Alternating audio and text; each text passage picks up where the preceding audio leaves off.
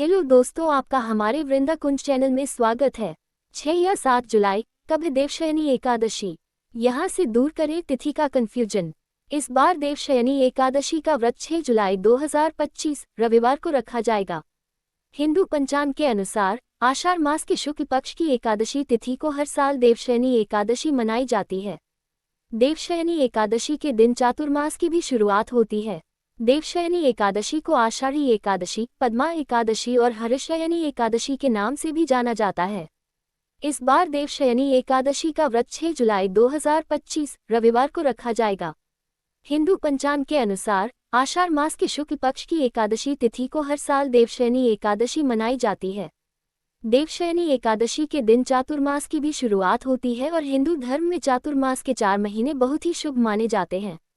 मान्यताओं के अनुसार इस दिन से भगवान विष्णु क्षीर सागर में 4 महीने के लिए योग निद्रा में चले जाते हैं और इसके बाद भगवान विष्णु योग निद्रा से सीधा प्रबोधिनी यानी देवउठनी एकादशी पर जागते हैं। साथ ही इस दिन से सभी मांगलिक और शुभ कार्यों पर भी रोक लग जाती है। देवशयनी एकादशी वैष्णवों और भगवान विष्णु के भक्तों के लिए बहुत धार्मिक महत्व रखती है। ये प्रसिद्ध जगन्नाथ रथ यात्रा के ठीक बाद मनाई जाती है और चातुर्मास की शुरुआत होती है। चातुर्मास आध्यात्मिक चिंतन, भक्ति और ध्यान लगाने का समय माना जाता है। इस दिन सभी भक्त एकादशी व्रत उपवास रखते हैं, भगवान विष्णु की पूजा करते हैं और विष्णु सहस्रनाम का जाप भी करते हैं।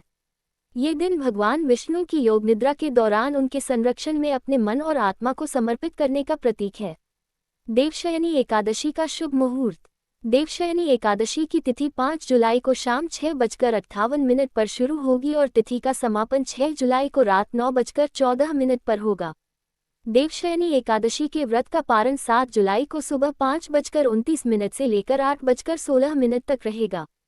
देवशयनी एकादशी की पूजन विधि। इस दिन रात को विशेष विधि विधान से भगवान विष्णु की पूजा करें। फिर उन्हें पीली वस्तुएं, विशेषकर पीला कपड़ा अर्पित करें। उसके बाद मंत्रों का जाप करें और आरती करें। सुप्तित्वयि जगन्नाथ जगत सुप्तम भवेदिदम, विबुधित्वयि बुधम च जगत सर्वचराचरम्। देवशयनी एकादशी पर मिलेंगे वरदान। सामूहिक पापों और समस्याओं का नाश होता है। साथ ही व्यक्ति का मन भी शुद्ध होता है। दुर्घटनाओं के योग भी टल जाते हैं। इस एकादशी के बाद से शरीर और मन को नया किया जा सकता है। क्या सच में भगवान सो जाते हैं? इस समय में सूर्य, चंद्रमा और प्रकृति की ऊर्जा कम होती है, जिसे देवशयन कहा जाता है।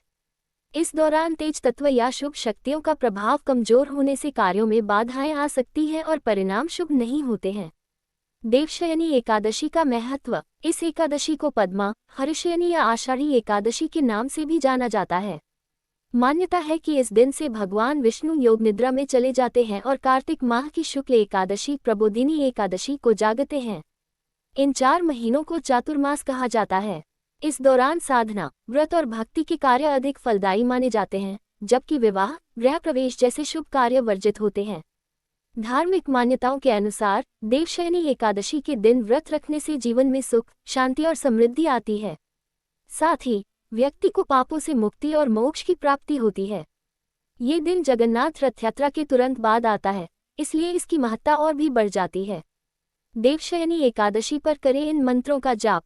देवशयनी एकादशी संकल्प मंत्र। सत्यस्त, सत्य संकल्प, सत्यविद सत्यदस्तथा, धर्मो धर्मी च कर्मी च सर्वकर्म विवर्जित, कर्मकर्ता च कर्मैव क्रिया कार्यम तथा च, श्रीपतिर्नृपति, श्रीमान सर्वस्य पतिरुर्जित।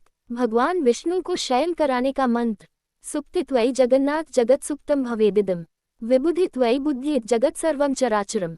क्षमा मंत्र। भक्तस्तुतो भक्त पर, कीर्तित कीर्तिवर्धन, कीर्तिर्दीप्ति, क्षमाकांतिर्भक्तश्चैव दयापरा।